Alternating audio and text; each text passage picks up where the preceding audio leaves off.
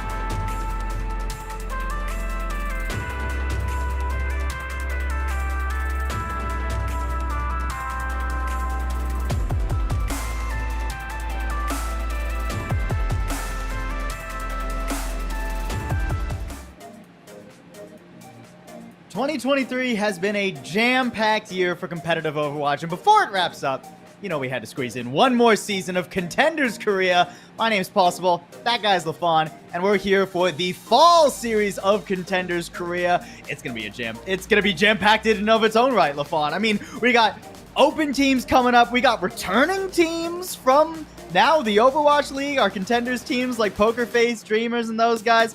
It's going to be a great season. Hey, we got to talk off one more surprise too, though, right? And that is, of course, the patch that we're playing on, getting right into things, right? Man. Talking about new stuff. Hey, it's a September patch live in front of you. So a preview, a taste of what this patch might look like for competitive Overwatch moving forward, right? Of course, this is the Zarya one stepping in, but hey, that's where we're going to be playing, or what we're going to be playing on. Let's dial in a little bit for the teams and sort of the scenarios we find ourselves in, because right, you talked just moments ago about how the Contender teams have made their triumphant return back to Contenders Korea. Obviously, Pokerface, Panthera, Dreamers, they performed quite well, but there's some fresh faces who've been kind of hovering around the Contenders circuit over the year, now trying to make their mainstay appearance against teams that have been there, done that kind of situation.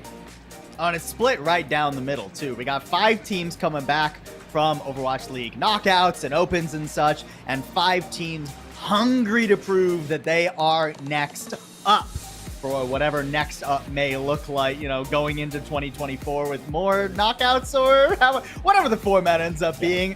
You know that they want to take down teams who have taken down Overwatch League teams. Going to be such a juicy season of action. And with that being said, right, we've obviously seen what teams, you know, have looked like against those Overwatch League caliber players. I mean, Dreamers provided an account for themselves. It was quite strong. Pokerface trending upwards as the season went on. And I mean, they're not unchanged coming into here, right? Pokerface has made some switches. Panthera have a couple new pickups, amusingly from Pokerface. You know, so some switches going forward. Rhodes has completely rebranded into Euphoria. I mean, even Dreamers, you know, arguably the best or second best performing Contenders team in the OWL knockouts, coming in not quite the same look. They pick up Jasmine on the tank role, and things kind of shift around, but you know, that's going to be going into the next one. Let's take a look though right before we begin at what the season looks like, get a quick grasp of the overview stepping in here.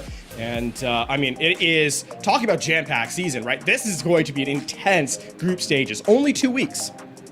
Yeah, for sure. I mean, we've got 4 days of play this week, 4 days of play next week. Then we take a small break for, you know, Overwatch League to do their thing, and then we're back with the finals. You can see the format right in front of you, folks. Two groups of 5 teams each, splitting those Overwatch League knockout teams and the WDG Open teams into those 2 groups. The first in each group gets a bye, not only into playoffs, but the second round of playoffs as well. And then second and third, yeah, you can see on your screen right now, we'll play each other. Winners play the first seeds, and then the winners of that get to play in the grand finals all planned in the WDG Esports Studio in Seoul, Korea. That's going to be exciting. The rest of these games are going to be online. And then our grand finals will be a LAN experience for the lucky 2 teams, or well, more appropriately, the skilled 2 teams who make it. Indeed, and of course that is October 8th, the sort of exclamation point for this entire season. But before we get there, obviously we do have to go through this group stages, and it all starts off here in our map pool. So starting off, as we know, this is going to be the new look here for Contenders Korea. Flashpoint steps in for the first time, making it smart here. You know it, you love it from the previous broadcast from the Overwatch League, rather. And now we get to see it here in Contenders Korea. Map number 1 will be pre-decided here for the first going through this this bracket, but losers pick from there on out. Love me a loser's pick format. Always makes things more exciting, especially when we get a new map pool for some of these. You know, Control, Push, Flashpoint, those are all pretty stable map pools. But we got Blizzard World, Kings Row, always a fan favorite, coming back into the mix for Hybrid, and then Midtown staying around. And then we go down to Escort, and a few interesting picks down there as well. I'm personally always a fan of Route 66. It is not only near and dear to my heart, but also in real life, pretty close to me. So I'm excited to see how that plays out in our best of 5s, or more appropriately, our first 2 3s moving into the fall series. Getting a look, of course, the groups here, and I mean, there you can see the 5 teams coming in from the OWL Summer Stage knockouts. Euphoria, previously known as Rhodes, now will make their reappearance here, and then the top 5 from WDG, teams that are not unfamiliar to the Contender circuit, right? Zero is a big name there. FM has made some appearances in prior seasons, and then of course JNGK over 2023 had a couple of opportunities to make their presence known. Yeah, no, and some completely fresh faces as well, joining them with Lemix and Revival, of course. Revival, no relation to the NA Contenders team Revival from years ago. Completely new team, folks. And these are our groups: Pokerface, Panthera, Zero, FM, and Revival. And then on the other side of things, SPG, Dreamers, Euphoria, previously known as Rhodes, JNGK, and Lemix. These are spicy groups. They are. I mean, it is. I could not tell you who's going to get our first seed, second seed, or third seed in either group. No, and I mean, that's the benefit of coming in, right? Having these teams that kind of showcase. I think if you're looking at Group B, you're looking at Dreamers as kind of being not necessarily the favorite, but at least having sort of, say, a 55% chance, right? They above average on that side of things. Of course, though, we do have to start off in Group A, and game number 1. What an absolute banger to kick the season off of. What a crazy match. Panthera versus Pokerface. And I mean, listen, the history of Panthera versus Pokerface steps to mind. We know, Pokerface beat Panthera the last time they were out, but it goes even further than that, right? These players, a couple of players on Panthera come from Poker Face as they make a reappearance here on this Panthera roster. So history both in-game and out of it, and I look forward to seeing what this first match looks like as we get into it in just a moment. For sure. Yeah, we're going to dive into that in just a second. But the second match, honestly, not a sleeper either. JNGK versus Lemix. That could be a pretty decent game, honestly. JNGK, of course, you know, they are runner-up, I believe, from the WDG Open. Lemix falling a little bit further, but still squeaking in. It's close between these two teams, you know. In this Group B, you know, you expect Dreamers to kind of come out on top and then everybody else to be fighting for the remaining seeds, and we'll see if either one of those will get off to a good start. First up, though, yeah, I mean, this is just our premier match of maybe the week. Poker Face versus Panthera. So much history between these orgs, so much tenure on these teams, too. Not only have they traded players back and forth, but both of these teams have players who have been on these rosters for quite a while, right? Like Poker Face and Panthera. I mean, we look at Poker Face now. This is our starting five. Muse, Valentine, Proud coming back to Poker Face, Lego, and Simple. That's a scary line. And I mean, Proud is a player to look out for. Was too young to play in the Owl Knockout, so stepped out of Contenders for a season, makes a triumphant return here at the end of 2023, and a hit scan player that was unrivaled at times in the previous seasons of Contenders. So step back in, we'll see if he's able to pick up where he left off. But I mean, all eyes on in the entirety of Poker Face, right? A pretty vaunted roster, but specifically on Proud and seeing what he's able to bring to the table. Let's take a look though at Panthera as we tab over. And I mean, look, Hidden, he's been a name that you've heard on Poker Face musically enough. Now shows up on Panthera, and you know, a fantastic hit scan in his own right. Yeah, absolutely. And not only Hidden, but, you know, Becky X Overwatch League, Arpen, once again, I mean, he's been on Panthera time and season again. The dude is insane, and he's really rounding out his hero pool. And then Aiden and Develop, no slouches in the supports either. All 10 players coming into the lobby are stacked. And these are just the starting lineups for these two teams. We got a lot of great players on the bench, too. It's going to be a crazy game. I mean, for Develop, you know, just to kind of dial in on Panthera for a second as well, right? This is a player that made a role swap over to support, had actually rounded out his hero pool a little bit. It was a bit of a two-trick at the start of that swap, right? Kiriko and Ana, but I think has made a big, you know, kind of expansion. Of course, one thing to keep in mind is Iliari is available, of course, to us. So another support that makes its first appearance here in Contenders Korea. Whether that will be a pick or not is yet to be discovered. But for the moment, let's talk about map number 1, Busan, as our control opener. And we have to keep in mind that this is the live patch, folks. So this is things like the Orisa nerf, the Zarya buff, most consequentially. You know, a little bit of changes to characters like Ashe, Mei, Bastion.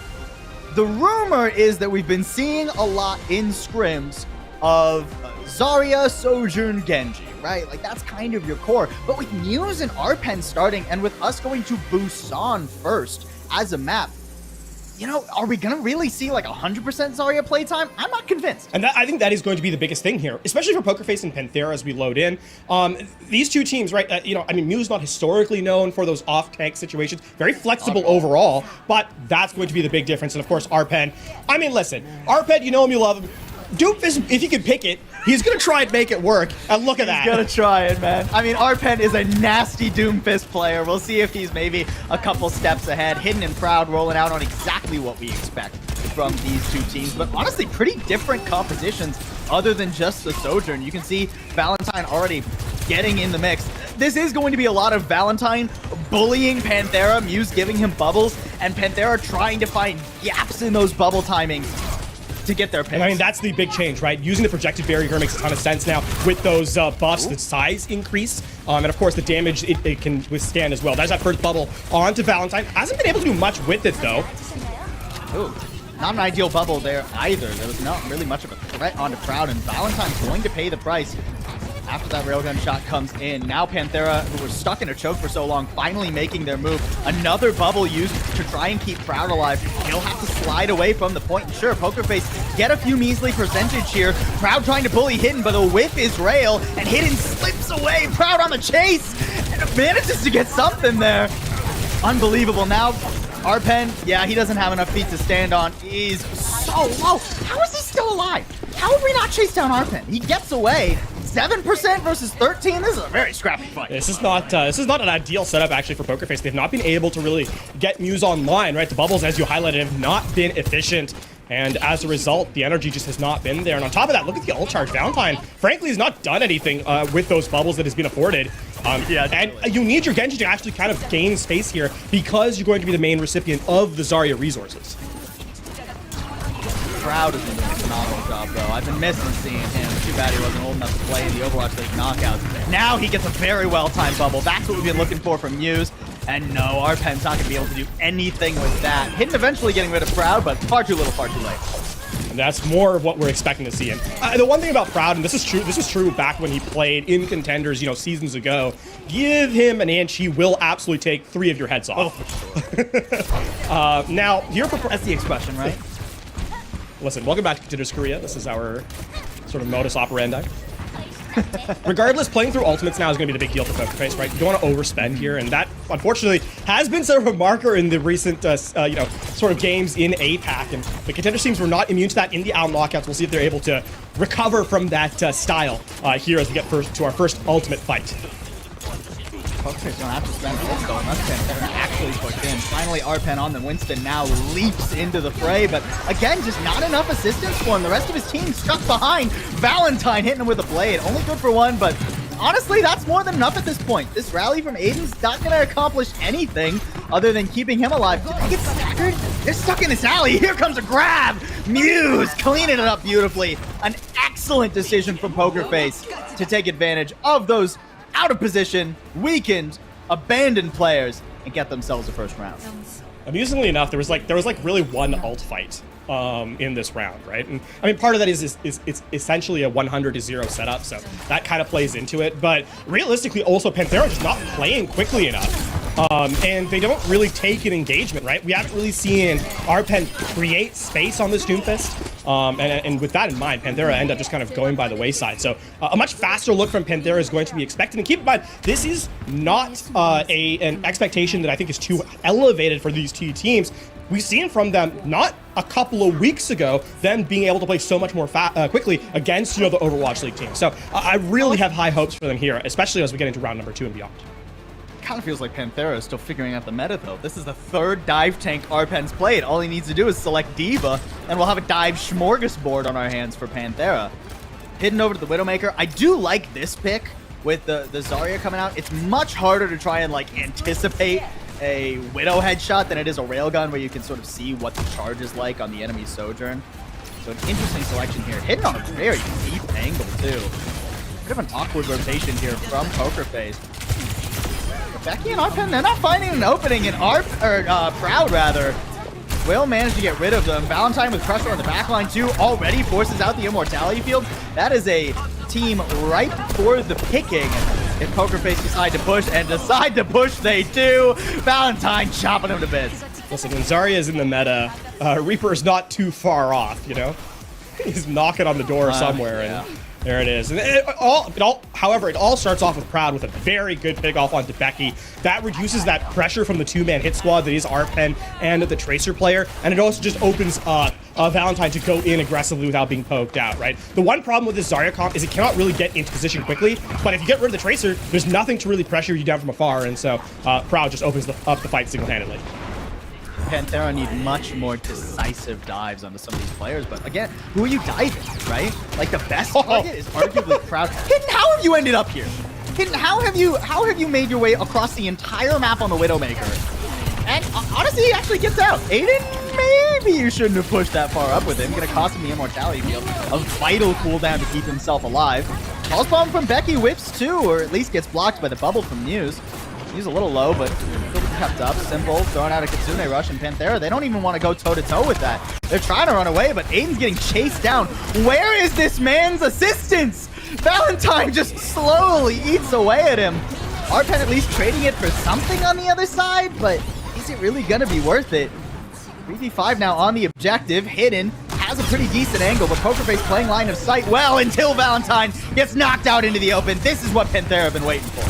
A little bit of a silly fight from Poker Face. They try and take 3 different fights all at once, and this is a comp that does not operate well under those isolated engagements, right? Pokerface wants to play as a squad, like as a deathball. Panthera, they're more than willing to have you kind of split up and chase down 1v1s, right? They're built for that, and unfortunately, Pokerface play directly into their hands. However, that being said, it is still close to final fight territory here for Pokerface, 77%, and you still have Graviton Surge. Not much to work through either in terms of defensive utility against that, so it's going to be a very critical fight. Delayed a little bit with that pickoff from a hidden, but still a lot yet to be finished for Panthera. Very nice, very nice. You can see Valentine really wasn't feeling the reburst, though. Yeah. That's why you saw that Death Blossom used, even though he was never going to get anything with it in the last fight. Swaps over now to the Tracer to try and contend Becky, alleviate some of that pressure. Oh, Becky is good. Well, it's going to be... all that pressure is very alleviated as he gets stuck and grabbed and completely annihilated. Here comes the push in from Pokerface 2. They're not afraid of this 3v5. Panthera will really only get one more run at this either. Actually, that's, again, Proud making, you know, presence felt. Weakens off Arpen, where the grab ends up being a good call because far away from the... actually, we're just right back into it. Not going to let him reset at all. I love this play from Pokerface. Don't give Panthera any room to breathe. Yeah, well, actually, not even overtime triggered. There's a little bit of a cheeky backhand here. Arpan is on Wrecking Ball. That is a character that can stall out for quite a while, but no, it doesn't manage to do so. Instead, trying to reset, trying to get some health. You can see him getting the health back way far back. Will manage to trigger the overtime now, but how long can he keep it going? Rebel getting rid of Proud. That helps. Don't have to worry about those railgun shots now. Arpen needs a health pack, though. He needs something to keep him up, especially with the Kitsune Rush on the objective. Not ideal use by the Kitsune Rush, though. No recall, can't quite escape as Valentine slaps him back into the spawn room. This flash fight's getting a bit scrappy in Panthera. It feels like they're running out of steam. Develop just a few critical percent away from that Kitsune Rush. That could be the difference maker. He needs to survive, needs to get down to the objective, and now Muse doesn't have a foot to stand on. A Suzu to keep him alive for a moment, and Valentine comes in as reinforcements off the spawn. Muse so low and will finally get taken down as Panthera look to make this push finally, keep themselves on the map. Unbelievable. The fight's not quite over yet. The point will flip. There we go. With Valentine being eliminated, that does sort of alleviate the pressure. And it ends up being a stagger fight, too, as... I mean, Lego's still sticking around. They think they have a chance to actually make this one turn back in their favor. I mean, it's Lego and Simple. Simple hasn't taken any damage. Where's the pressure? Somebody deal with this man. I mean, Kiriko's one of his favorite picks, too, back all the way when he was, you know, on Uprising Academy in North American Contenders. This Kiriko's kind of what he made his name on. Valentine's not really going to hit that pulse bomb, and hidden on the Soldier 76, hard to pin down. So he's going to rotate his way around here. Panthera just getting percentage all the while. Now a nice little dive on a Proud, but again, these Soldier 76s are hard to really dive onto. They will run away from you. That's a nice little pick there. Hidden trying to pull out the tack visor, but he's shut down. Even a trade there way favors Pokerface as they lock up Arpen in the Graviton Surge. Beautifully done. Pokerface, much more of a struggle here on Sanctuary, but they'll take boost on all the same. It's a little dicey there from Pokerface towards the end, but they will start this match off as the same way they played against each other the last time, right? Opening up this first map, and we'll see if history repeats itself as we get into map number 2. Taking a look, though, at this first game, I think the big difference in round number 2 is where in round number 1, it was a lot more where Panthera tried to force the chaotic style. Pokerface just kind of ignored it, played their own game. They fell into the chaos a little bit into in round number 2, and I mean, you know, when you're playing these isolated fights, you are going to start to lose momentum here and there. Wasn't quite enough to turn the point back in their favor, but an opportunity perhaps here for Panthera as we get into map number 2 again. Panthera does get to select where we go for hybrid. But we'll have to get that in a moment. We're going to go to a quick break. When we return, the rest of the series.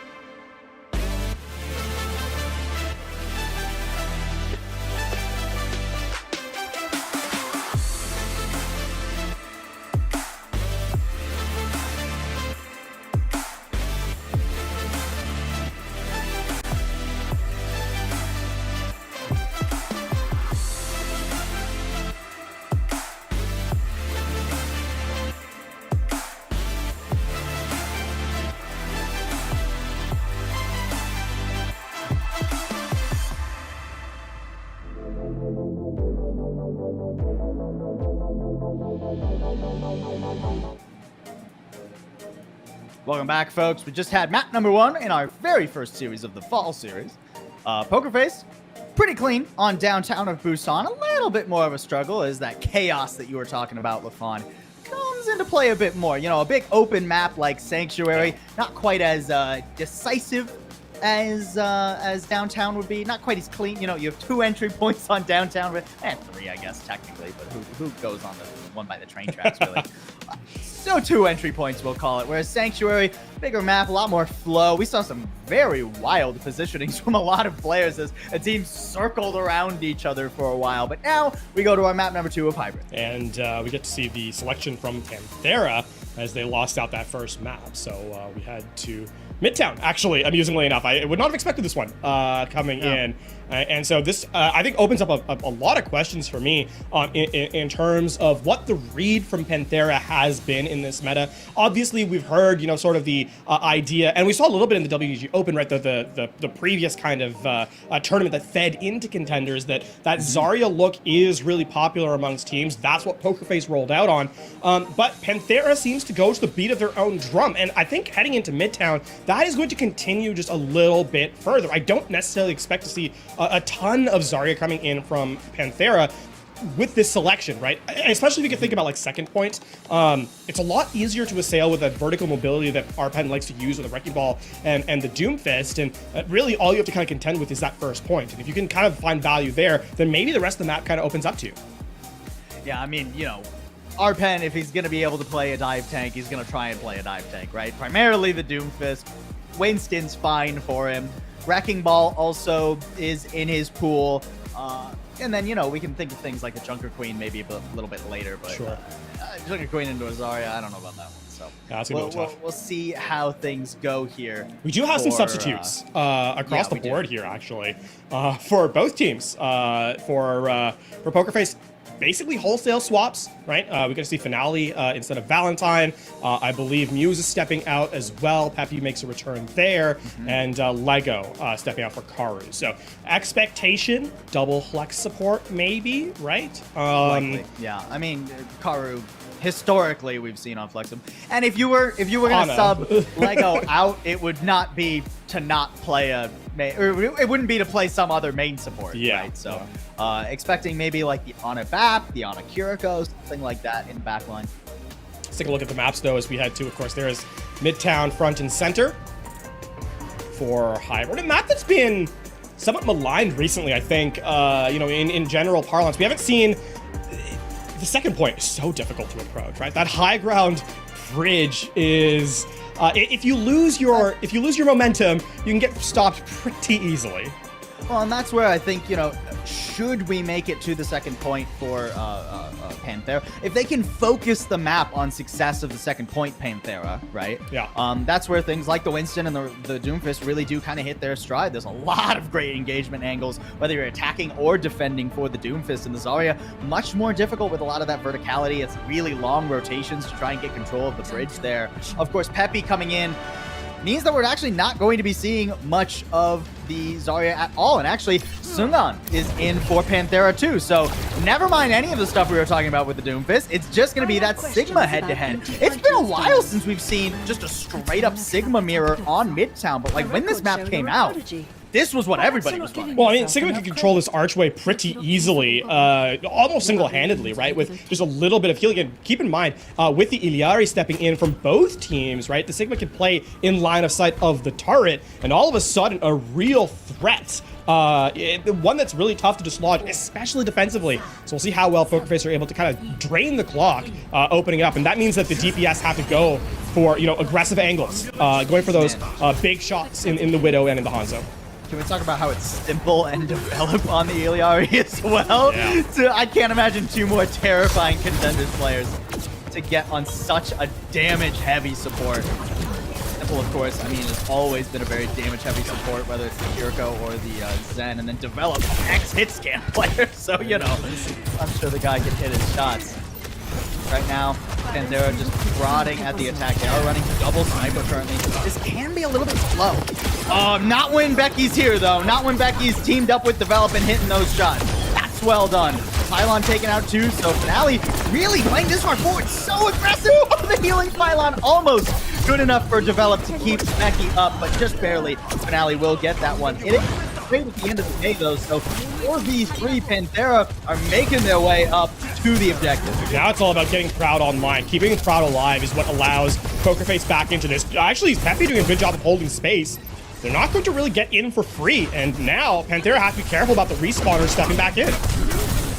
Peppy, though, taking an accretion straight to the face, and at just the wrong time. Right as Simple was getting on an aggressive angle and Proud was set up with a railgun, that's when Peppy falls. Is there really going to be time for a recontest here? I mean, Simple stuck, and now he's taking out Becky. You kind of have to go for this, right?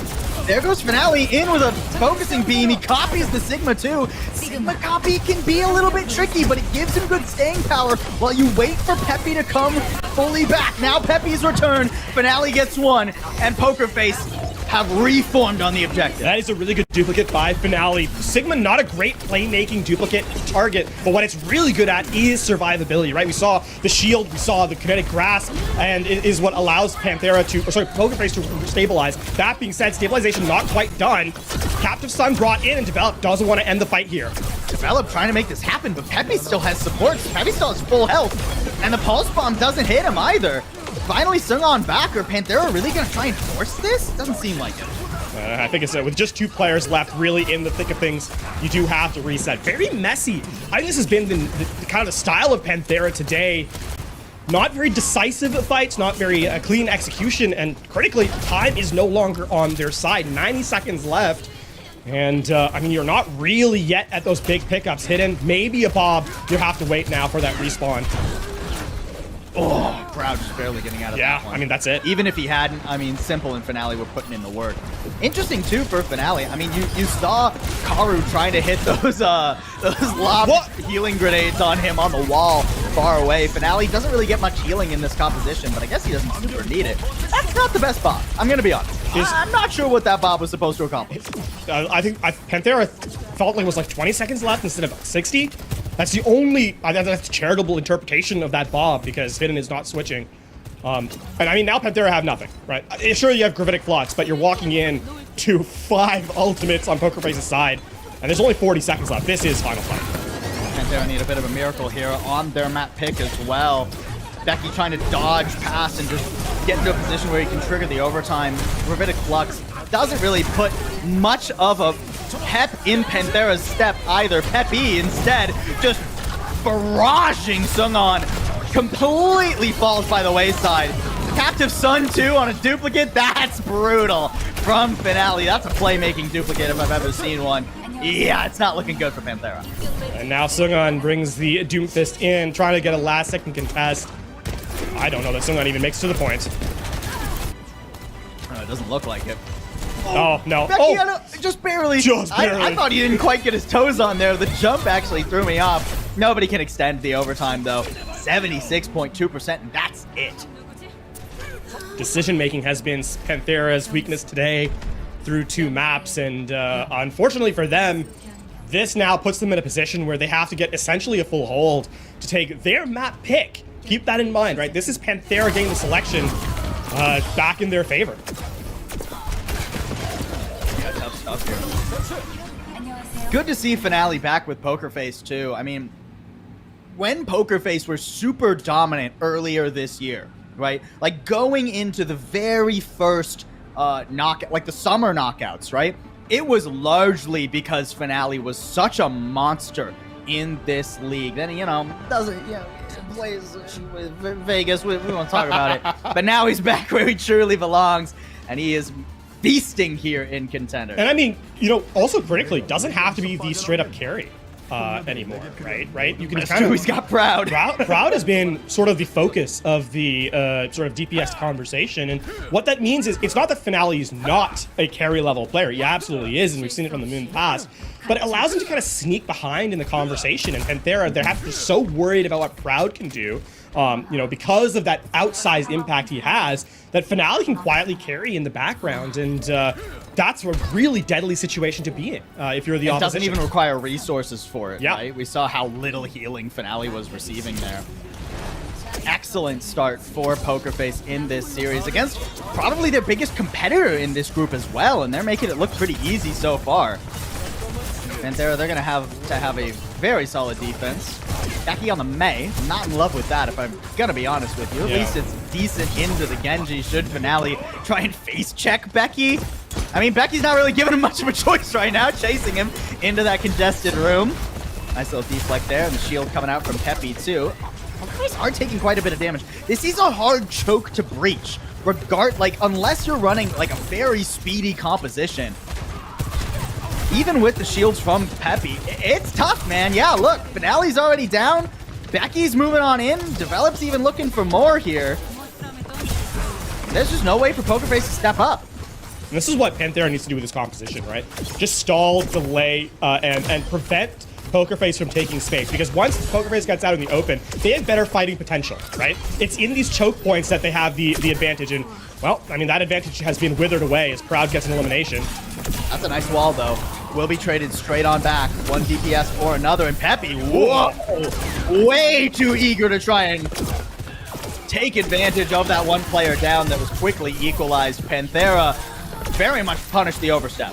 Yeah, this is really well done from Panthera here. Great staggers, too. Yeah, and I think the discipline is the important thing here, because Panthera have somewhat lacked that metric up to this point in this series. So if they can develop that here and really just buy time, then there's a real chance, right? Keep in mind, half the time bank has elapsed at this point, and Pokerface has not even made it past the choke point as a whole 5-player unit. And Finale was struggling so much on the Genji. Now he's moved over to Echo to try and make this happen. There's an Amp Matrix. It just gives Stungon a lot of shields, and an Amp Matrix is fired right back. Not too many targets, though, and Pokerface just wrap around the fire truck and take care of the two players hiding behind it. It is answered back. I mean, Panthera at least keeping it close. Rabbinic Flux doesn't quite get what it needs, but Becky gets all of it done. Simple now being chased away, and what a hold from Panthera. I thought their goose was cooked. And on top of that, they actually don't even give up a tick. Peppy's so eager to return to the fight to try and rescue his teammate rather than recognizing the fight was lost. Sacrifices the tick, so not only do Pokerface not win the fight, they get no progress, and time is at a premium. 120 left, and all of a sudden, the shoe's on the other foot. Pokerface with nothing. Panthera firmly in the driver's seat, and you have to feel that Pokerface may be panicking just a little bit as they try and step into this choke point. And the Orisa, too. I mean, I just don't know about this, right? It doesn't give you the momentum you need to charge onto the objective, especially after the nerfs. Here comes an overclock, hoping that just Proud can go kill. But with a shield in his face and a Bob behind the wall, he has to slide out of danger and can't really make much of his ultimate. Things getting worse for wear for Pokerface. They've only got 50 seconds to make this happen. They're going for a long rotation around the alley. There's the shot we've been waiting for Proud. But we've seen this before, and Panthera have equalized thus far. Sungin trying to do that now, but gets caught. The Immortality Field falls, and now he's in the hot seat. Finale will take him down. Oh, it looked so good for Panthera until they've fallen apart because Proud got such a pivotal pick. I mean, maybe they'll get one desperate contest here, but it's not looking good. I mean, it's going to be delayed too. Hidden gets the duplicate elimination, but wait, hold on. Develop trying, at least touches the objective, gives time for Sungin to come on in. Sungin looking for Proud. He knows what the danger is, but he can't get away. Not when there's an Amp Matrix and so much on him. Pokerface good for a 2-0 early on in the series. And I mean, this has been Panthera's biggest problem. So close, but only so close. What ifs in the bank, right? What if they had captured the point? What if that last fight, maybe you don't have to be as panicked go in, but unfortunately, that is a universe that doesn't exist. In this one, Pokerface steps up 2-0 and find themselves at match point. Panthera, they get one more chance for map selection. They'll have to make a big pickup here because they are running out of room. It's looking even more dominant than it was in the knockouts between these two teams. Pokerface there dropped one map to Panthera. Now they're looking for the clean 3-0 to start our fall series. And honestly, I'm kind of feeling it right now. It feels like we're heading in the direction of 3-0. Panthera, they've tried a couple of different things. It still doesn't quite feel like th're settled on what they want to play compositionally. I mean, Midtown was a bit more stable, right? With the Sigma coming out. But even that just... it didn't quite have that punch that we really want to see from Panthera. Ironically, the Doomfist also didn't have the punch. So not quite sure what the answer is here for Panthera. You know, they didn't go for like a King's Row where they could have forced like a Zarya mirror in theory. It doesn't seem like they want to play the Zarya at all, which feels like it's gonna bite them in this meta, LaFon. The one upside is that we do go to Flashpoint next, and Flashpoint, as we've seen in the last couple of while, it can really favor the weaker teams. We'll see how well that turns out. We'll come back from a quick break.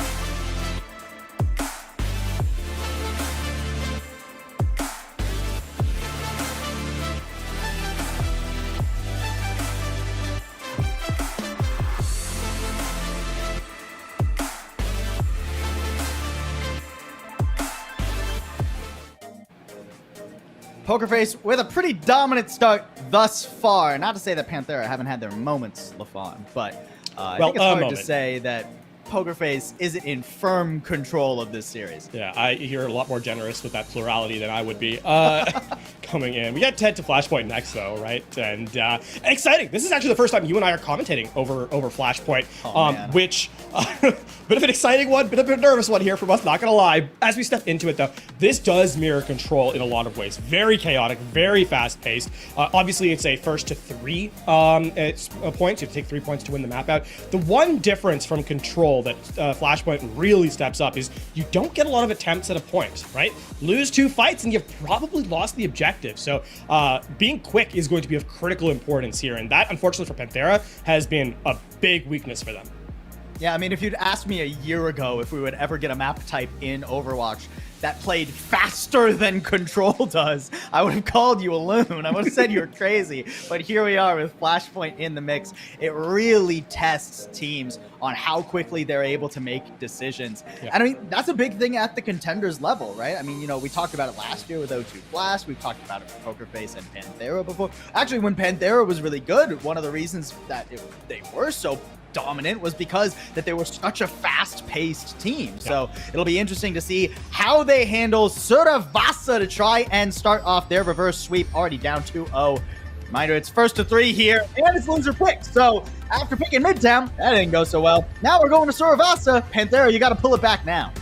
And unfortunately for them, it's a bit of a no-win situation from for Panthera from here on out. Either they lose, and they lose, or they win this map, and it ends up being Pokerface's map pick from here on out. So not a great set to find yourself in. But as we talk about Flashpoint, right? As we talk about Sudavasa especially, the one thing that we're going to notice is there's going to be subs, right? There are going to be swaps coming back in. I mean, I would expect Pokerface to return to that Zarya-style composition we saw on Control. And as we get a look at our substitutes, yeah, there you go. You already see Muse and Valentine in. Lego makes a return. And Arpen stepping back in for Panthera. So I expect it's going to be that that style that we saw on Control, literally, where it's going to be Doomfist versus the Zarya. Here's hoping it works out a little bit better for Panthera this time around. Well, and this kind of speaks that like Panthera just aren't going to play the Zarya this meta, which makes me worried for their future. We'll really need Arpen to step up on this Doomfist. We've seen the Doomfist take over in some Flashpoint maps in the Overwatch League. Arpen now just has to prove he's up to snuff in order to do that. Already though, Pokerface with the inside track to the objective. Not an ideal start. And yeah, as we get headed, I mean, market for the first stage, obviously that center point, is really tough for the Doomfist. You have to assail, and no matter which way you come in, Pokerface is going to be ready for you every time.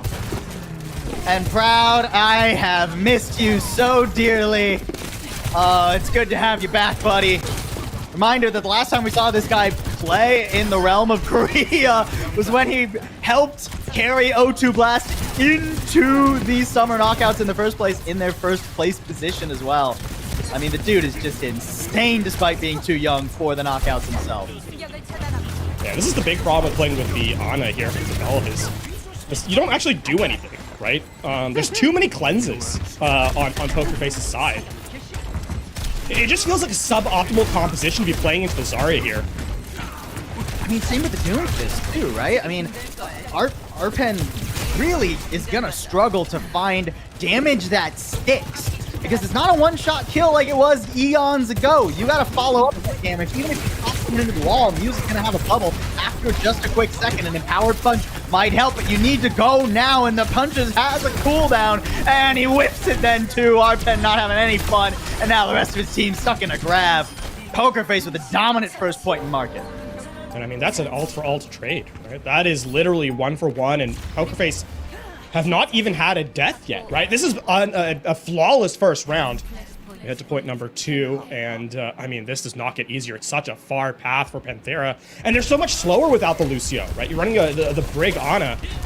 So not only do Panthera, are they slow to get to the point, so they're slow to take positioning, they can only take 2 fights per point, because they just can't get there quickly enough. Off to Ruins we go.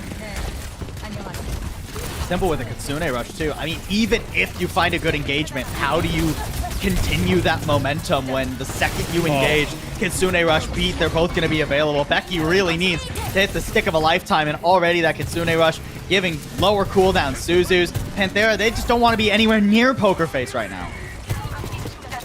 Meteor Strike to buy Arpen a little bit of time. Gets way out. That is such a passive display. I mean, you have to. At least the reset's quick for Panthera, but it doesn't feel good. No, it really does not. And I mean, even look at this approach. Like, who's coming on an off angle? Arpen trying to find Proud. He's so scared. He's so scared of this. I'd be scared fighting Proud too, dude. And then Valentine's in your backline. A rally ain't enough against the Death Blossom and Pokerface. Just domination. And this is what I'm talking about with the Flashpoint setup, right? That is one fight. And Panthera are already in last fight territory for the second point. And that's it. Actually, not only are they in last fight territory with that delayed pickup by Lego onto Hidden, they're going to be hard-pressed to even get a touch here for final fight. And once you do, I mean, even if you get to the objective, then Proud just has a shooting gallery. There's so many good angles here in Ruins for Proud to post up with the overclock. Here comes the entry. I mean, desperately, Panthera, they need to get in here. They can't go 2 objectives down so easily. But Arpen is just chunked, blown to smithereens. Proud doesn't give him a chance and then zones the rest of the team with the overclock. Becky trying to contest with the overtime. Here comes Hidden, overclocked, and Nano, but he's stuck in a grab. Muse gets rid of him, and Valentine's holding down the objective. Doesn't have quite enough steam to keep that one going, though, and Panthera narrowly are going to be able to get through this. Now, actually, Panthera may have been given their best lease on life by Pokerface themselves, with Muse getting that, investing rather, the Graviton Surge in a desperate effort to shut them out 2 rounds to 0. Now Panthera, you know, they don't have to worry about those huge tools from Pokerface. It's just the Kitsune Rush, and I mean, bypassing that is going to be critically important, but there's an opportunity at the very least for Panthera here. And look how confident they are. Not really dismayed at all at Arpen's engagement, trying to cut off their rotation. They just go straight to the objective. Kitsune Rush down. Ooh. Not a problem for them. Panthera are terrified, as they should be. Ooh, just barely Arpen gets back to the objective. At least keeps the overtime going, but Panthera, they need something now, and their backline's getting hazards thrown into their face. A beautiful push from Pokerface. They know they don't need the objective. They need the kills. They can double back for percentage later. Give Panthera a few measly more. Who cares? Becky trying to do what he can, but he's all alone, and there's just no chance. And that's going to be 2-0, and now match point. Match objective here for Pokerface. And I mean, this is not a fantastic setup. The one, I guess, saving grace is that this is just as far for Pokerface as it is for Panthera. So you'll have to have a race for this objective. But look how quickly Pokerface can move with the Lucio. And speaking of the Lucio, the sound barrier for this engagement means that, once again, Pokerface have the advantage as they get to the objective first. And I mean, this would be the best setup for Panthera in Palace, right? There's so much high ground surrounding the objective. But again, like you said, they have that outside track. They don't get there first. Pokerface with the Lucio easily make it there and rob all of these beautiful Doomfist engagement angles away from Pokerface. There's a nice pick on Becky too. So now their flank is fine, and there's a Death Blossom to clean them up. Completely give Panthera the boot back to spawn. Draw the X across your chest. Yep, show him Valentine. Oh man, I mean, that Death Blossom is all Lego. And the Lucio pick, you know, we've seen this in previous matches, you know, at the in the knockouts in NA as well. Having the Lucio just be able to, you know, escort people around on this point is so critical. And I mean, Death Blossom is basically not an ultimate considering its power level. Pokerface feel like they're really in control of this final objective. They've got Sound Barrier and Kitsune Rush coming up here. Okay, finally, we get some action from Panthera. An opening pick their way, and Becky's keeping Proud a little bit busy. That Sound Barrier, though, gives him more room to breathe.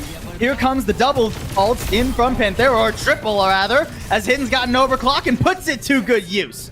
Panthera, Hidden, they get it done. Listen, not to be a hater here, but I mean, Panthera absolutely should have won that fight. You dump Nano Rally and Overclock into a fight. Coming out with a loss there would have been, I mean, it would have been curtains. Sound Barrier right? out. Yeah, Pokerface was also down a player when that Sound Barrier was used. That's not really the big swing that you think it would. Well, now they have nothing to contend with. Grab Kitsune Rush Overclock, right? Oh my God, Arpad, getting please. pounded by Proud. Lasering into the back of his skull. Oops, Nene grab. It doesn't hit much with that. Kitsune Rush on the objective, though. That'll be enough to keep Panthera at bay. Proud diving in despite his low health bar. So confident. And Arpen getting chunked even through his block. Oh, simple. It's the final shot. And now Panthera feels done and dusted. Will they even get another chance to touch? Wait, hold on. Becky doing their best. No. Okay, Becky has to stay alive because Becky's the one that has to touch. Slay finally goes to Lucio, but it might actually be too little too late. It might not be enough. Arpen, I don't think Arpen can touch. Oh, yeah, no one. Oh, okay, well, no one can touch. All right. A beautiful start for Pokerface. That's what we're going to focus on here. They refuse to give away even a single point across this entire series. Yeah. That's the dominance you want to see from one of the strongest contenders in the East knockouts for our Contenders teams. I mean, the only other one was O2 Blast, and they've decided to not come back to the fall series for this round of Overwatch Contenders. Exciting stuff for Pokerface, and a dominant start to our fall series. And a couple of concerns being sent across the bow for Panthera now, right? Where's that flexibility? In a meta where it seems that everyone is trending to the Zarya, Panthera, the question now is, where was your Zarya across 3 maps? Not a single look at that particular tank. And I mean, listen, it's not over for Panthera, right? The expectations is still for them to be in that top 3 situation, but it gets a lot scarier when you consider that maybe, hey, they don't have the personnel to make the meta work. a lot scarier when maybe they don't have the personnel, and also just how dominant it was. You know, I'm all for teams trying to break the meta and kind of play to the beat of their own drum, right? But there's got to be a tangible reason behind it. Yeah. And I just don't really see what this Doomfist is supposed to accomplish against a Zarya, against a Sojourn that can really chunk you with those rails. I mean, especially Sojourn's as good as Proud. Let's take a look, though, at our player of the match, and you're not surprised. I do not believe you're surprised when you see Proud here stepping in as our MVP of this 3-0. I mean, that pick really just opened up the objective opened up the map on map number 2 here for a Poker Face, and then was just an absolute menace on maps 1 and 3 as well. It's great to welcome Proud back to Contenders Korea. Been so long since we've seen him perform in this region, and 6 months almost. Yeah, and the talent is definitely on display once more. And I mean, this is the pick that Proud really made his name on last year, right? Fantastic stuff from him. I'm super excited. I mean, I don't even think it's hard to make the argument that he might be the best hit scan in Contenders Korea this season. He's certainly looking to play for it. Yeah, I mean, you know, the thing about Proud, too, is that, you know, he's not a one trick either, right? Sojourn, definitely his bread and butter, but that's mostly because of the metas he's been playing in. We've seen Ashe from him in the past. You know, we've seen some Tracer, not a ton, but I expect as kind of the games move on, and, you know, this is a meta that plays into his wheelhouse once more. Expect him to be an absolute threat, a menace through the rest of the group stages because, hey, if you're going to be able to play Sojourn and you have one of the best Sojourns in the region still available to player, I mean, hey, it's looking good for Poker Face. If I'm in Group A, I'm sweating. I don't want to play against Proud, dude. I just don't. And the rest of this team is so stacked too, right? Yeah. I'm loving the Valentine as well. Yeah. I think like Valentine and Finale have a really good back and forth. Yes. Something that we didn't quite see earlier on this year when Valentine and Finale were both on this roster. It was more like Valentine was 100% playtime, and then when Valentine came in and there was some other weird things they were doing with the Give Yes core. It feels like now that they have that stable Proud, that stable hit scan, and then Valentine and Finale can share that load, they're going to be a very scary team. That's just our first match of the night done for, folks. We got one more for you when we come back after this break.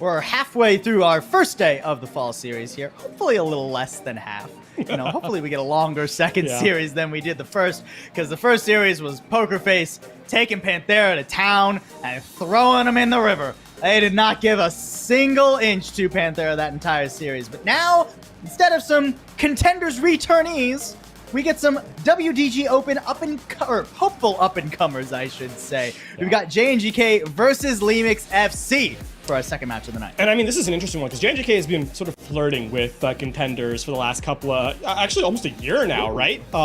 Dating back to 2022.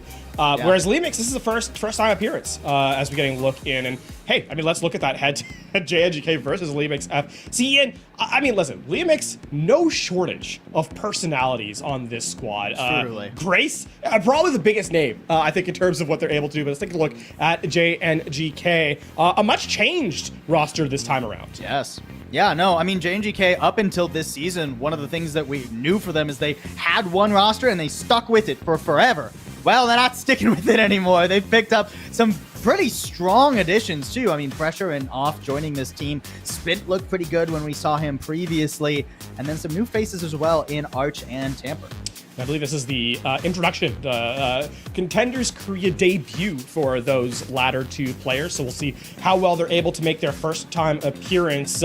Meanwhile, I mean, you know, coming in Pressure, you know, a player that has made a little bit of opportunities, but for Lemix FC, my eyes are drawn to Grace immediately. A player that dresses well, and talks mad trash. Just absolutely lays it down. Spectacular stuff. Yeah, no, one of my favorite up-and-coming personalities in Contenders' career for sure. At the draw show late last week, Grace called out every single team and said that Lemix were going to sweep them all and to stop underestimating us because it will be your downfall. That's big talk.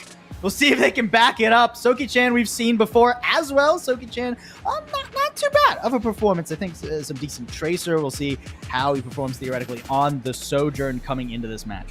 Yeah, not a lot of name recognition on Lemix FC though, right? This is a the one thing that you can say though is that potential to surprise is absolutely well within their wheelhouse, and we'll see how well that turns out as we start off on map number 1, Lijiang Tower for our control opener.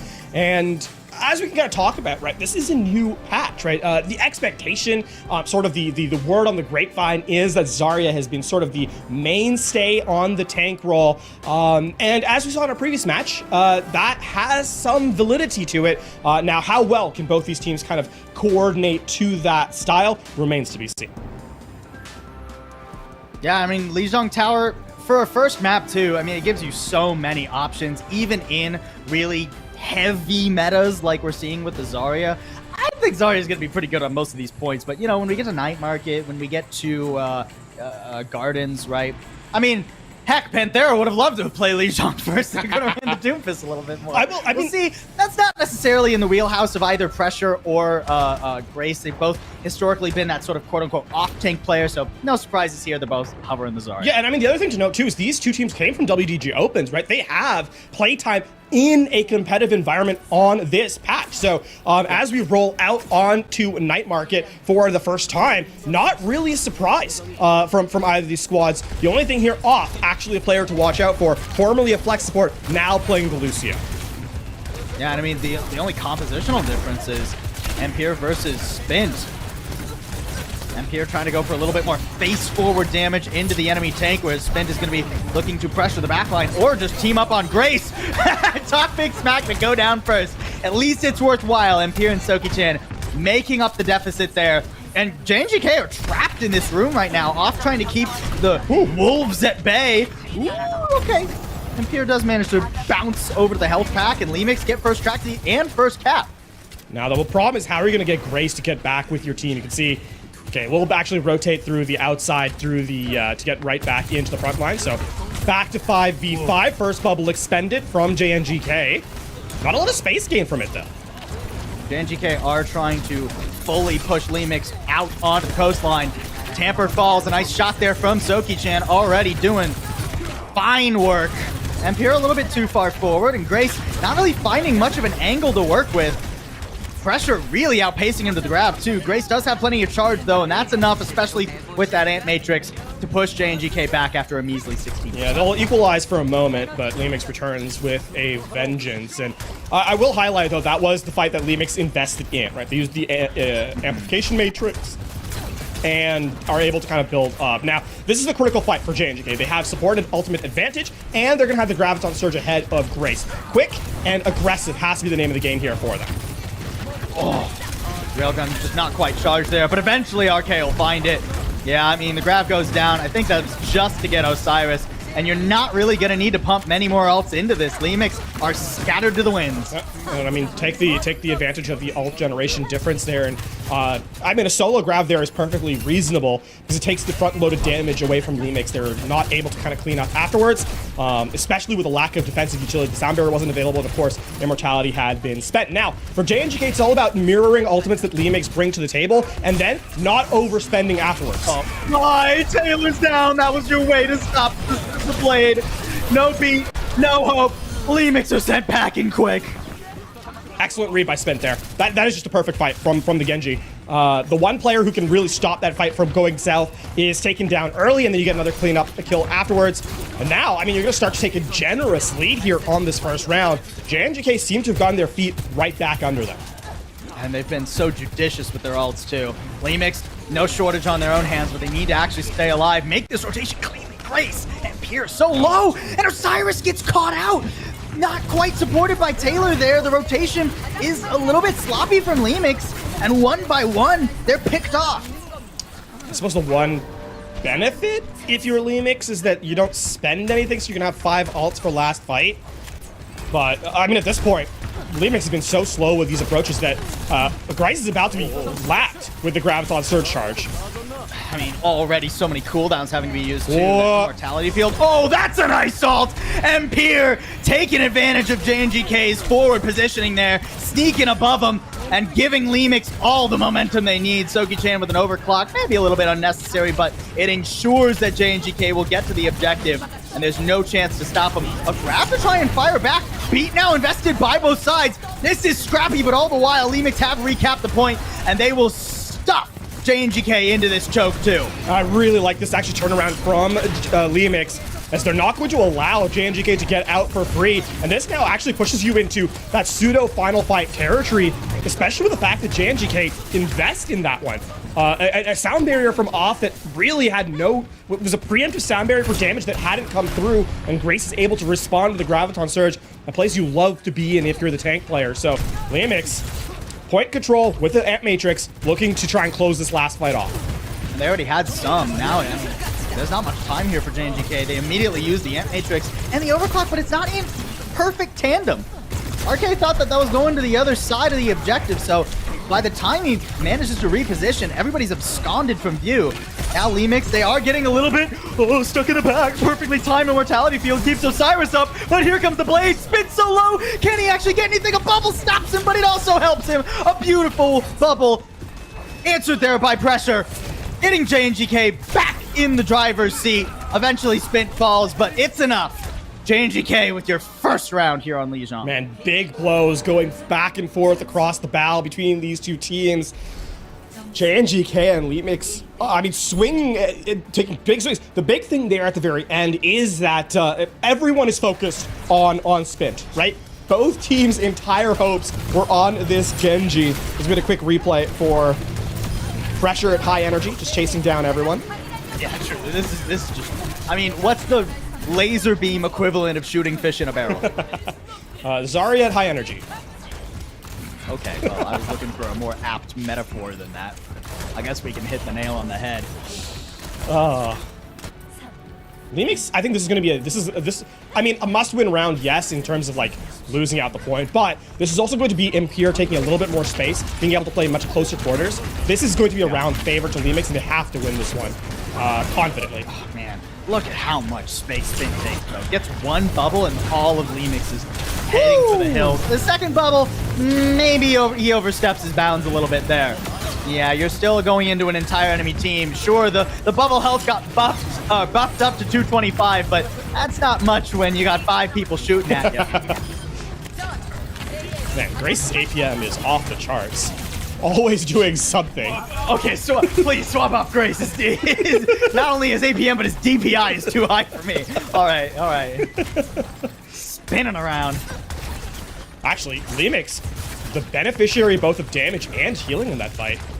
JNGK so far behind in every single aspect of ult resources. Lemix, on the other hand, Amp Matrix are going to have grab here momentarily. Empire, chasing down Spin. That's a solid dash out. Good maneuvering from Spin to not overstay his welcome this time. Amp Matrix 2 is a rather defensive one. Mostly used to try and keep Grace up, but Grace will make good work of it. 100 charge will get rid of a Genji pretty easy peasy. 4v3 here, pressure, not really having much fun either. No supports in LOS, and struggling to even stay on the objective. I mean, that's practically just a later stagger. Yeah, Grace and pressure playing a ring around the rosy, but we all know how that particular rhyme ends. Now, I mean, that's also a really cheap fight, right? It's just the Amp Matrix. Now you're walking into a Graviton Surge, and it's going to come down to the cleanup. And unfortunately, Lemix has sustained here.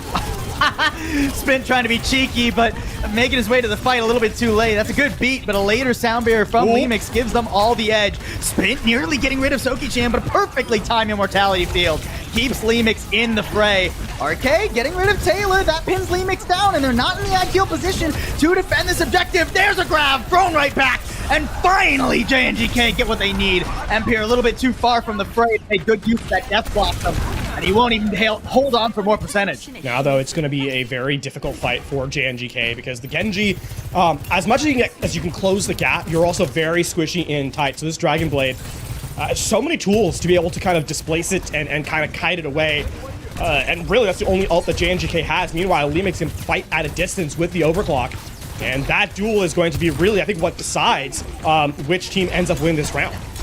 Oh, he's already in. Spin going straight for it. Nice bubble there. Soki-chin still alive. Osiris gets the other bubble, and that blade is completely dulled against the Zarya of Grace. Overclock comes out too and doesn't really find much value. Osiris falling, that makes it really difficult for Lemix to push in right now. They just don't have the healing to make this happen at the moment. Yeah, it's going to be a handshake reset for both teams. Nice pickup by Pressure there. Nice. Yeah, no, that delay is going to put Lemix on the back foot. And this has been, I think, now back-to-back rounds where Lemix theoretically have the advantage and have let it get away from them. Grace trying to push back in here. Take some space, but that means bubbles for yourself, right? That's another disadvantage of being the attacking Zarya versus the quote-unquote defending one. Pressure can really use these bubbles however he chooses there. On to spin to try and get into the back line. They go make things nicely. Immortality field, is it enough to get Grace up? Yes, because the sound barrier follows it up. But Grace still playing with fire, and the overclock goes straight into the dome. Nice work from JNGK. They knew this was effectively last fight, and they dumped everything to make not only this round on Control Center happen, but to guarantee themselves a first map win here on Lijiang Tower. No chance to touch, and it's done and dusted. One of the things to note here, though, is that despite it being fairly, I would say that the disparate setup between numbers on that second round, it is actually still a fairly close map, and it's one fight maybe in terms of going to a third round. In fact, in this being a map that JNGK has or Lemix rather has taken instead of JNGK. So I'm not convinced that this is a done deal yet, right? The map number 2, which is going to be Lemix pick, is going to be a big difference maker. But at the moment, JNGK with the edge, both in the lead and in terms of the gameplay. It's cool to see this just tiny bit of a compositional difference between these two teams make all the difference. The Reaper versus the Genji, the face forward damage versus Spin diving into the backline with bubbles. Such a cool, I really enjoy this. I'm so glad Arisa's gone, man. Look, not everybody's Velostria. I love watching Velostria play Arisa, but I'm glad we get to see some quality Zarya play. It's very fun dynamics back and forth, and it leaves it up to Lemix to try and make this Reaper work. They'll have to do so on map number 2 when we come back from a break.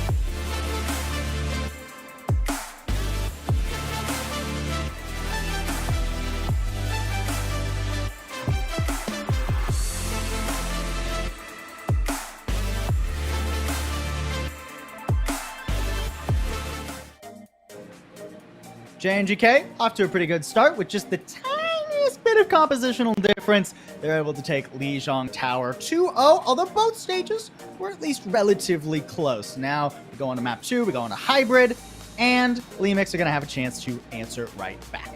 This is their map selection, of course, loser's pick, and so we head into map number 2. I mean, let's talk about map number 1, though, before we even dive into the second half of this one.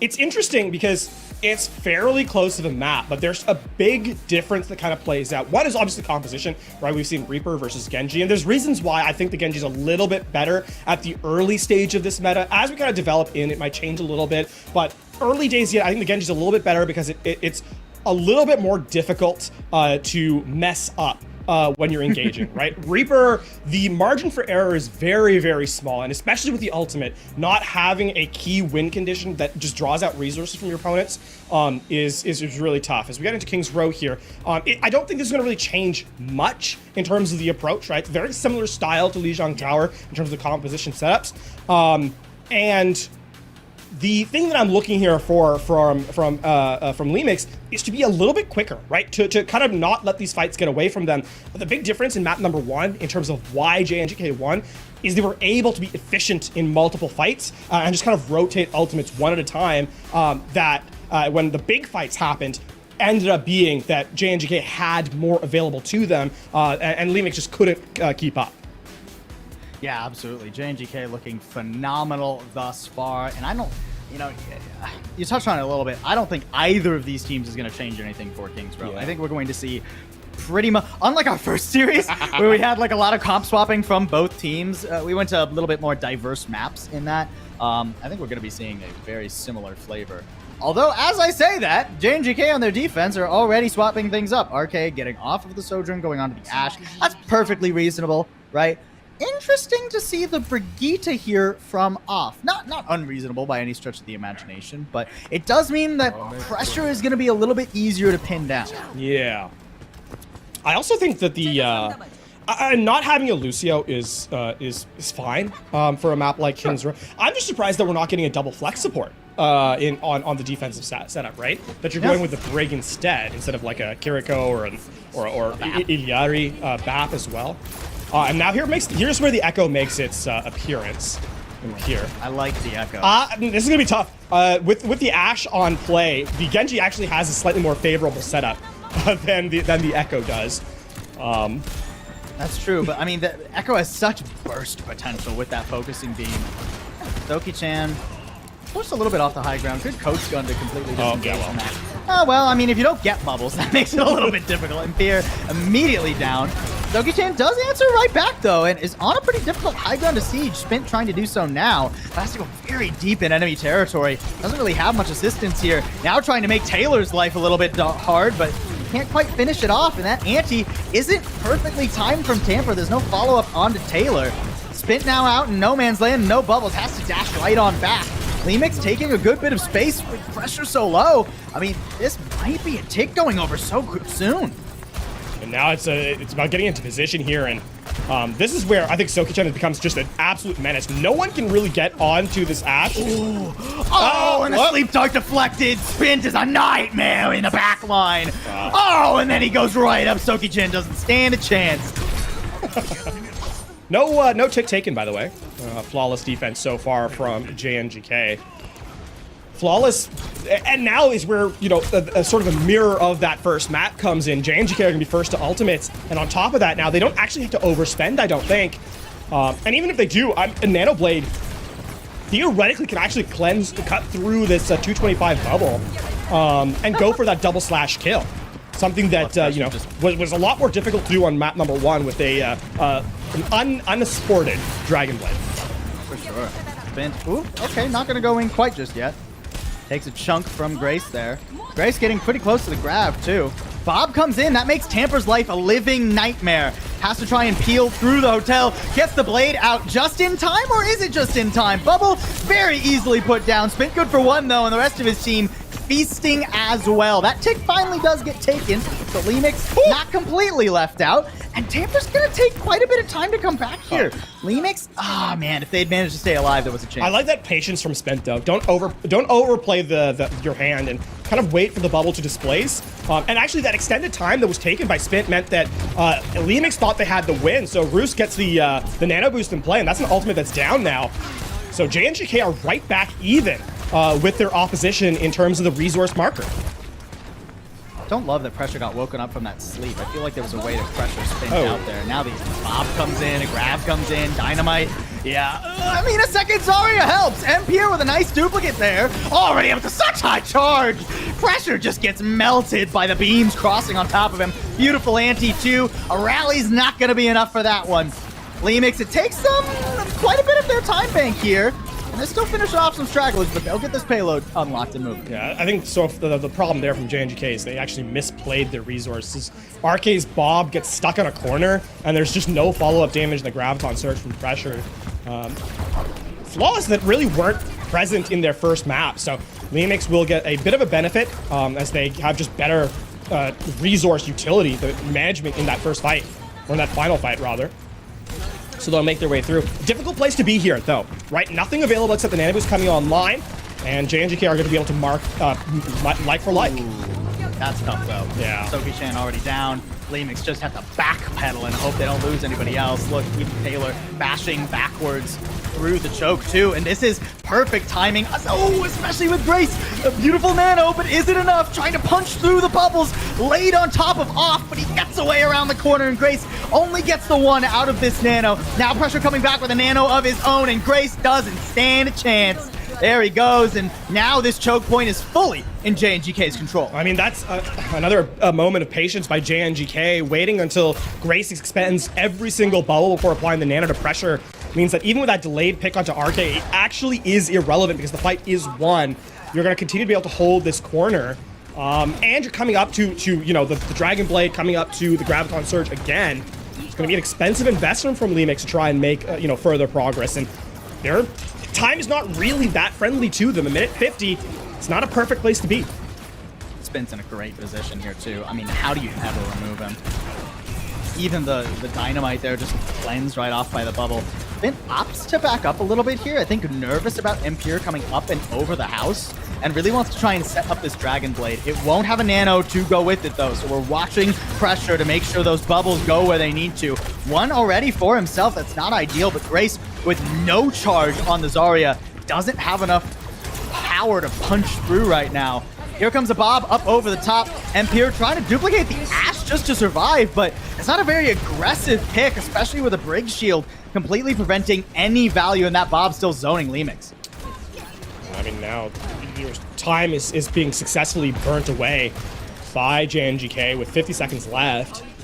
You're kind of considering this to be last fight, right? And Lemix has not made any further entry in. Did they forget? Did they forget that Spin's just chilling there? Already good for one. He's feasting on more, but no. Will get slept. Moose trying to use the nano to keep Taylor alive. They're still on the back foot even after Spin falls, and there's just not enough for him. Lemix, a little bit of oversight is going to cost them so much, and only 30 seconds remain. I mean, it felt like they got lulled into a false sense of security. They saw the nano onto Pressure, what was it, 3 fights ago? They're like, well, I guess that's over now. And nope, the resource is generated once more. And so the nano blade comes in. Spin again, that patience is so key. Gets the one kill that he needs to, and then even though the sleep comes in, it's a little too late. And Lemix with the mystery heroes for 10 seconds. Yeah, I mean, Empire and Soki-chan going on to faster heroes, just desperately gonna try and touch a grab, locking Grace out, locking him down. And he gets lasered into oblivion. A touch from Soki-chan, but it feels all in vain, even if he gets tamper here. Empire helps him clean it up. Maybe with one more onto RK, they can pray for a miracle, but here comes the Brig back. I wouldn't want to fight a Brig on a cart in overtime with no supports. Yeah, there goes Lemix. Not a terrible push, considering how much they struggled with first. But they were really hoping for more than that. Now the first fight becomes ever so critical here on the offense from JNGK. If they can get this one first fight, right, that means, I mean, you kind of think that the map's over, right? Payload does not make it very far down second point. This is some excellent kiting on the nano on Grace. Like, just gets one. Even though Spin goes down at the very end of it, right? The fact that the entire nano is expended just to get rid of a Genji, that 100 charge Zarya with a nano, you'd think, oh, Genji is melted. He's butter in a microwave, right? But no. And something Spent lasts a surprisingly long time. And I mean, one thing you touched on is that low energy from the Zarya from Grace, right? The reset is so critical. And Zarya meta is one of the win conditions is getting Zarya down to 0, so she has to farm back up. And yeah, sure, it's easier in this meta, right? Because of those projected barriers getting a little bit more charge for you. But overall, that's time spent in a farming phase that really the other team is in a damage phase. Right? True. And that's one, it's a bit of a snowball effect that once you're behind, you keep going further and further behind because now that's ult generation that's not being developed quite as quickly. It's bubbles that have to use selfishly instead of reactively to what's happening on the playing field. And unfortunately, when you're the losing team, you have to find a way to get your Zarya back in play, and it just hasn't happened for Lemix yet. Oof. Is taking a chunk there.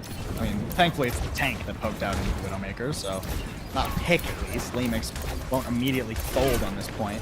And Empire, you know, still trying to make this echo happen. It's a little bit easier on defense. You can play around the hotel and the statue for some cover. And pretty deep here. I mean, that's a nice bubble. Repositions up to the high ground looking for the backline, but who's going to help him take down the backline? Not really much of anybody.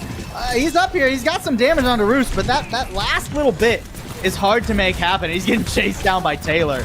Grace completely controlling the rest of JNGK right now. Not a very fruitful first fight. Spit, though, while he's being left alone. How has Spit lived that long? Okay, finally gets taken down, and pressure falls immediately afterwards. Okay. That's what we were waiting for from Lemix.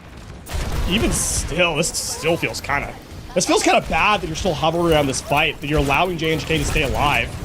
Definitely labored right now. Oh, you really wish you got RK there. That feels like an oversight to not get rid of an Ashe so low, so far forward. Spin surely has to die, but no. Repositions perfectly. Spin's movement is really annoying, honestly. He's a slippery Genji if ever there was one, and now he's chasing down the dynamited, burning backline. Oh. Gets Empire on the way out. That's a not very difficult first point for JNGK. And now it feels almost at the beginning of the end, right? You're chasing down Sokichan, not able to make it back into spawn as the objective keeps getting captured. Are they gonna get more? Oh my, Empire really needs some help. Actually, this is some crazy movement from Spin. He keeps getting the dodging. He's in the Matrix right now. he's clean on this Genji. I'm liking it. We haven't seen much of Spint before on the Genji just because we haven't seen him play in metas where Genji was relevant, but the dude is doing pretty well. This is so much space, too. I mean, pressure takes a heap of damage, but Spint once again making out like a bandit, has Blade. I mean, a Nano ready. As long as pressure lives, then this is going to be a very available fight, but Spint overstays his welcome finally, and that makes things more difficult for JNGK here. Lemix stepping up. They have a grab if they want to use it. If they could finish this without any ult, it'd be great. No. The stun perfectly done by Off. Completely punishing Empire for that far forward. Now comes the Nano and a grab in desperation. A grab answered right back from pressure too. Catches Taylor, but the IMAX shield and Spin's Blade shut down. Lemix are finally stabilizing a bit. But they need to keep Grace alive. He's pretty low here. And still 4 players from JNGK. Lemix not having too much fun. Nancy makes pressure have to step back for a second, but oh, this is so tense. And I mean, they're right on the finish line here. Grace has to play forward to keep on the objective for that contest. They need a pick off here. Empire trying to make that happen.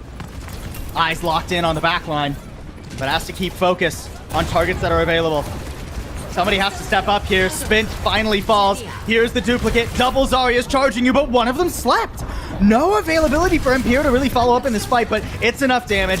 And with both bubbles expended and an anti-landing on pressure and Off, Lemix will finally actually fully stabilize on the defense. The one thing that feels so bad about that is that you had to use, ultimates to extend that one, extend that fight.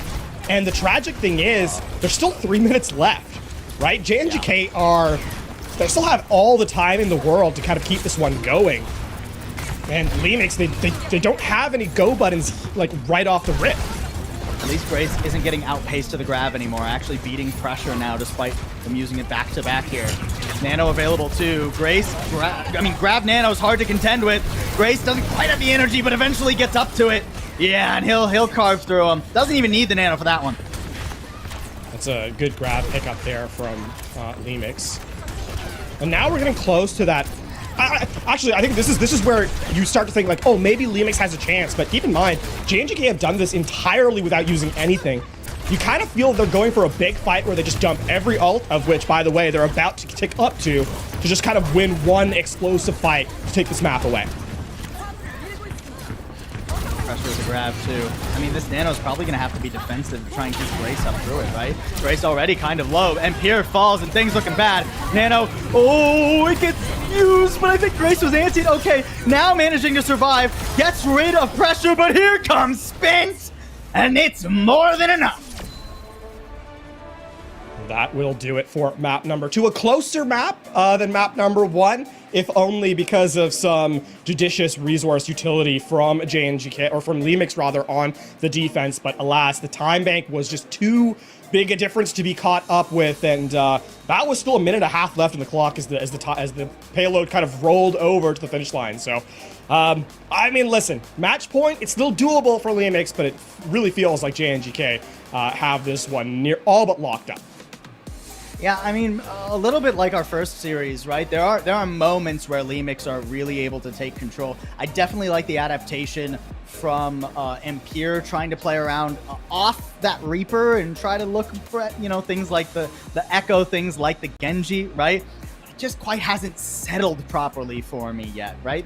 There's opportunities for the Echo to work, especially with Zarya and Tanda, but I almost want to see Empire play a little bit more aggressively, right? It feels like he's on the back foot a lot of the time. Spint very much getting the better of him. Yeah. And I mean, now we had to, again, we'll say this a couple of times as we get into Flashpoint being this third map, but this is an opportunity where you head back to the Chaos. Playing quick can be an opportunity, and it's not like Lemix are so far out of the conversation.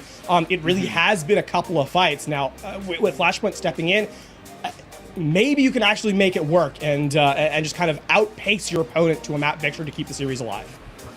I mean, it has, even though it's just been a couple of fights, it's felt like JNGK is in control. We'll see if they can close it out after a break.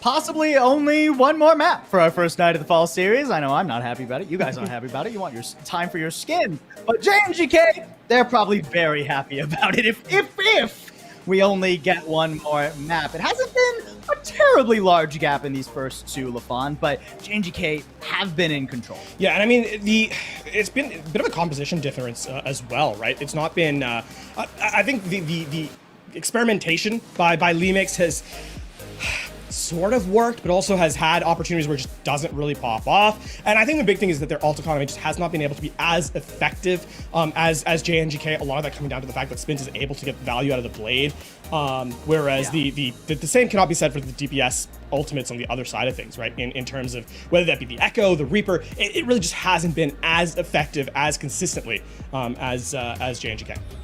Yeah, we go to Flashpoint now as our map number 3. Vasa has been selected here. It is loser picks, keep in mind.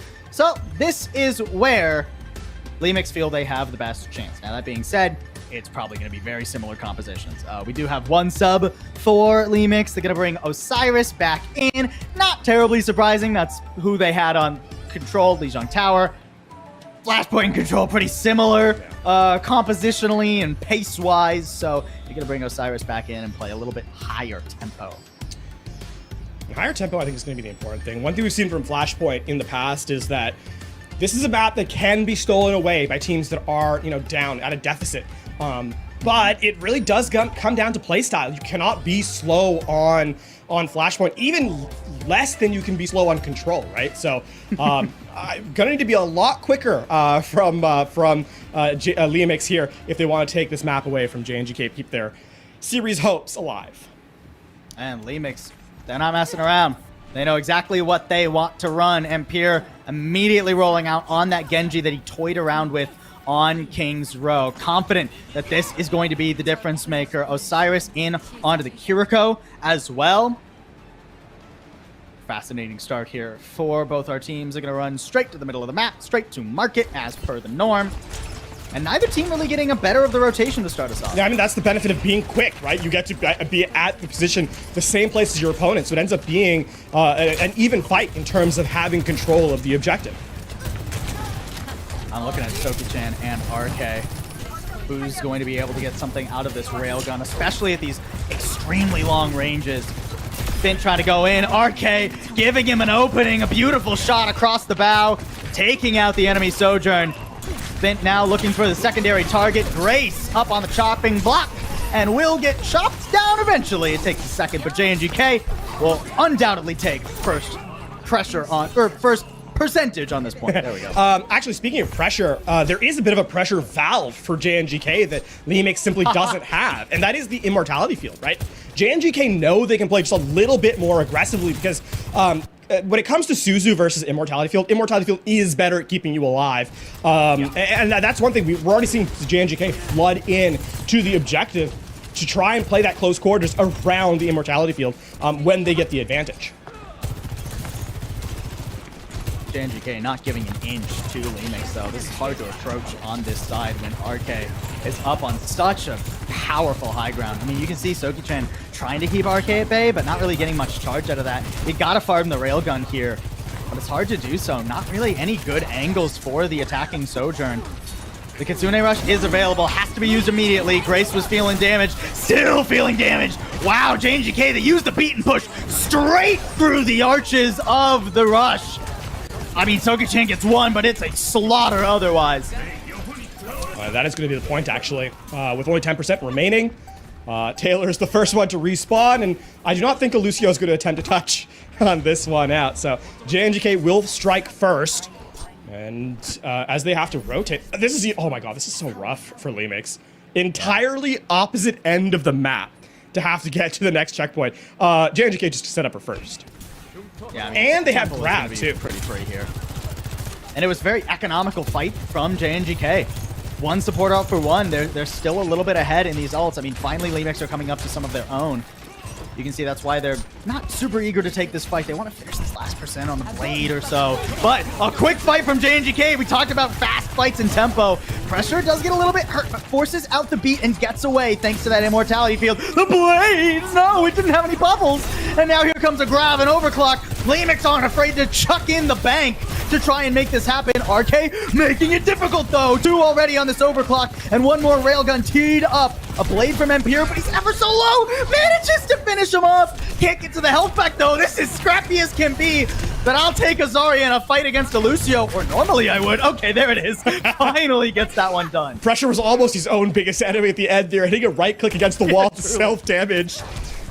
And now, actually, with that extreme expense, the budget completely spent in that last one, JNGK have the advantage, if only because Grace has to start from 0 again on energy.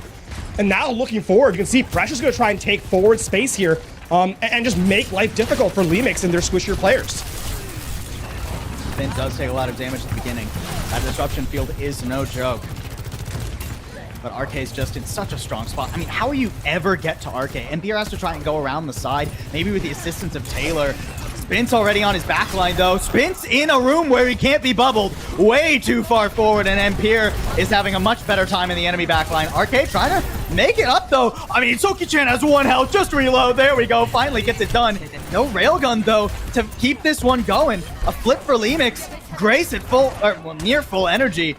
And this is looking good for Lemix. This is looking good for Lemix, and because JNGK invested, despite it being last fight, the Siren's call of Flashpoint is that you think everything is winnable, and sometimes that ends up being to your detriment. And JNGK, if they lose 1 fight here, all of a sudden it's last fight territory on this point, and Lemix have evened up the map. So it's going to be a very critical situation to play around. Double support ultimates for both sides, but again, Lemix closer to the blade, closer to the Graviton Surge. Been trying to charge forward, but that Ant Matrix isn't super useful when you go inside the enemy team. Soki-chan does fall despite the beat thrown out from Taylor. Off answers it beautifully, and this Kitsune Rush hasn't been in a place where it's really advantageous. Grace trying to push on forward, keep pressure under his own name, I suppose. He's gonna come back now with Sprint in tow, and Grace, nah, no way you're standing up to that. Good work from JNGK, 99% for them, and they'll make it 100 shortly and work their way toward not only map point, but match point. Well, the tragic thing there for Lemix is that they allow the point to flip, and that means that all the while that pressure's happening, they have to keep contesting to prevent overtime, and so it's just a negative position to be in. And now, I mean, in what could be the final point for JNGK, they walk in with the overclock, with the Dragon Blade, and the big play is going to be Grace, but again, damage throughput onto the Graviton Surge not going to be there. It feels bad to harp on it, but the energy reset is such a big deal in this head-to-head. And once again, JNGK with better timing to the objective. Spin just goes straight in. This time he's got bubbles and he's got to grab, and it's still not enough. Oh man, Lemix have really started to focus him down when that Dragon Blade gets pulled. RK still doing good work though. Off trying to keep himself alive with a boot, but it's not quite enough. Empire trying to turn this, but no, pressure says denied. He's the only one really left standing though for JNGK. He's got quite a bit of charge, and with no Grace, no tank to step up to the plate. JNGK with the first percentage. A grab thrown onto the wall. Only locks up Taylor. Oh, but now the respawns are back. And Pressure makes it happen. An unbelievable clutch there from Pressure, recognizing there's no one to actually, run him down. Decides to just play cover and just say, hey, if you're the first one to come in, I'm gonna solo grab you, and you're dead. And of course, there's no beat rather. And now Lemix, this feels like the beginning of the end. I mean, they're getting stomped now into the dirt. JNGK have them under boot. That was hardly even a fight. Man, Pressure has been lights out on this map. Throughout the entire series has been really, really good, but I think has turned it up to another level here. And I mean, this is one of the things about this meta where Zarya, we're seeing why she's getting played so much, can really turn the tides entirely on her own, essentially. Him and Spence are nasty, man. It's been tough. Ooh, nice Ant Matrix too. That delays the push in from Lemix, or it should have. Grace tries to take it head on and falls to the wayside because of it. Now a beat out buffers that Kitsune Rush. It's not going to do nearly enough damage. And JNGK, they make it clean. It's a 3-0 to start off their fall series. And what a statement final point at that. Pressure making presence felt to close this one out as I mean, JNGK, they walk in, not too many grand statements on the days prior to the Contenders start. They let their play speak for itself, and they start off with a flawless victory here as the opening day of Contenders Korea comes to a close. That's not necessarily true. They have boasted themselves to be the world's best golf Overwatch team. JNGK, a golf brand primarily. And hey, not a bad start for them. On the other side of things, you know, Grace saying they were going to 3-0 sweep everybody. Maybe a little bit of a tougher start than Lemix were hoping for. Certainly some good moments from Lemix, but yeah, JNGK just looked so clean, so comfortable in this composition especially. And I think the being on a comfort pick is going to be something that is going to be of critical attention in the days and weeks to kind of come here in Contenders Korea. If there's one thing that we know DPS players love, it is Genji and it is Sojourn in Overwatch 2. So I am very, very curious to see how well Spint and company match up against some of the bigger names in upcoming days in Contenders Korea. Yeah, it's exciting stuff, right? I mean, you know, we've seen Pressure and Spins kind of hang around Contenders Korea for a little while on a couple of different teams. Elite comes to mind, right? But it's always been sort of more so on the fringes when we've had, you know, these titans of O2 Blast and Poker Face and Dreamers in the league. Now, those names come back, and JNGK look pretty solid to try and take the fight to them. A very nice first series here. And a bit of a statement for their group as well, right? Don't underestimate us. This might just be our meta. And keep in mind, top 3 is where you kind of have to be to make it forward into playoffs, right? So 1 win's already almost top 3. Yeah. In terms of like getting your difficult positions out early, you got to give credit to JNGK. They've done a great job in the early days. Yeah, absolutely. Solid start here. Let's take a look at our player of the match. No surprise, the Genji extraordinaire himself, Spint. I mean, it all started off right here on Lijiang Tower. This was not only a clean blade, right, but a confident one. You love to see JNGK working together behind these Dragon Blades. I mean, maybe got a little bit frisky on Flashpoint, right? Going a bit, maybe having a bit of fun with himself, but dang if these weren't clean. Well, I think the other thing too is, never mind the ultimates, the neutral game, the movement, and the kind of drawing of attention of resources from Lemix was so clean. I'm thinking, of course, about that play. Actually, this play right here, where he just escapes Taylor for for 30 seconds, and then comes back in with elimination, and you know, that kind of turns the fight for them. Spent a critical difference maker. And one of the things about Zarya, right, or the Zarya meta, is that as good as she is in the head-to-head, you still need players to be able to control high ground to make the most of her. And Genji is oftentimes one of those characters that is going to be that difference maker. Oh, so clean mechanically.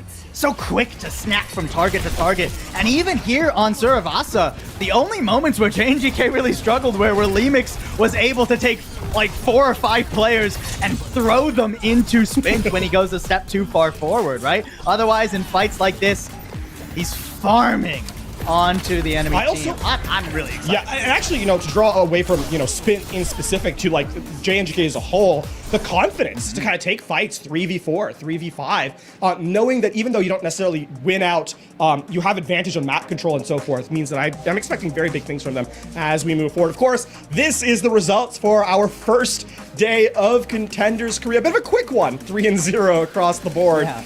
But, I mean, listen, got to start off with a sweep, and hopefully the rest of the season shapes up to be a little bit spicier as we get further into it. Look, I mean, Poker Face and JNGK, they're happy about it.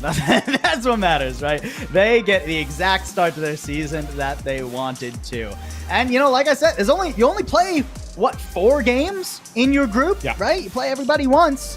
You already win 1 game. Presumably, if all the chips fall in like perfect symmetry, all you need is 2 wins to make it into that 3rd place spot in theory, right? It's a great start for both of these teams, especially with that 3-0 map differential. Panthera, Lemix, they're gonna have to fight on pretty hard later on this week to not fall by the waysides. Yeah, and I mean, the fact that it's 0-3 too to start off your season is pretty tough. For Panthera, I mean, the expectation is that's the toughest team in their group, right? Poker Face. So Panic isn't yet out. For Lemix, it's going to be a little bit harder, right? SPG and Dreamers, those are the 2 teams that you're kind of looking at and like, we got to take those down. It's kind of interesting too, because like you know, Panthera's like, oh, they lost a poker face. No panic. But, you know, they also were kind of playing all over the place with their composition. So maybe a little bit of panic. And the opposite to be said for Lemix, too. That they do have a little bit of a tough match tomorrow. I don't envy having to play Dreamers after coming off an 0-3 on your first day. And, of course, next up will be FM versus Revival. That'll be an interesting one. That will be very interesting. Of course, the two teams stepping in from the open bracket. So, you know, we have and actually another interesting thing is too, Lemix and Dreamers, that's going to be the first iteration of Contenders versus, or an old school Contenders versus a new school stepping in. So that was going to be a bit of a matchup there that I'm really looking forward to. So overall though, what a day. I mean, as I said, a bit of a speed run, 3-0. And I think only 1 point ever earned by the losing team across 2 matches. So that's kind of tough, but yeah, it works out that way. It's been a kind of one-sided day of 3 Overwatch here to start us off. Games will get more competitive, though. I mean, you can see teams are still settling into the meta, right? Yes. It feels like Lemix, even throughout that match, you could see Lemix sort of figure it out as they go along. They're like, oh, can we play the Reaper? Maybe not. All right, let's try something like the Echo. That's not working either. All right, Genji it is. We'll settle into the quote-unquote ideal meta, and then teams like Panthera still trying to play very outside the box. Well, I mean, still a lot of things to determine as to whether or not those sorts of compositions can work as well. Yeah, and I mean, for Panthera, you know, to kind of defend them a little bit here, keep in mind, this is a team that just came in from the Owl knockout stage, right? Where they were playing on a very, very different patch. Very true. And, you know, the personnel, you know, we talk about RPen a lot, but not historically known for those off-tank roles. You know, historically off tank anyway. Whereas we look at some of the open teams, they've been playing this their entire way through. So they haven't known anything but this patch. And all of a sudden, you know, you kind of look at this and maybe stepping in, there's an opportunity for an upset if they can kind of stay ahead of the meta as it kind of coalesces into what we will eventually come to see as the most powerful or dominant force in the future. There's a lot to prove here for the teams coming back from the Overwatch League knockouts, right? You know, your Pantheras come to mind, but also teams like SPG that didn't really make much of a dent in the fall knockouts there, trying to make their way into playoffs and beyond, right? Not only, hey, you made it into the Overwatch League for a bit, now it's, can you prove that you were meant to be there the entire time? Can you come back in a new meta that you don't have as much practice on as the open teams who have been playing it for a month already? Yeah. Can you make them sit back down and say, no, we're the Contenders teams. You guys still have more to do. That is going to be the most interesting thing, I think, going forward, because an upset would really be something to kind of highlight for sure. And practice time, right? First match is always going to be the tough one because you step in, you kind of have to show off first, a case of like, are you ready for the pressure of the stage? And I mean, in Panthera's case, they have arguably their hardest opposition right off the rip. There's no really time to warm up. So I think those and more are definitely going to play into those standings at the very end. The big thing you want to have, though, is that you don't want teams to kind of run away with the wins moving forward. Yeah, no, it's going to be an exciting time here in Contenders Korea. I'm looking forward to it. We got so much more action. 3 more days this week, 4 next, and then the finals after the Overwatch League Grand Finals. Thanks for joining us for day number 1, and we'll see you in just shy of 24 hours for more Contenders Korea.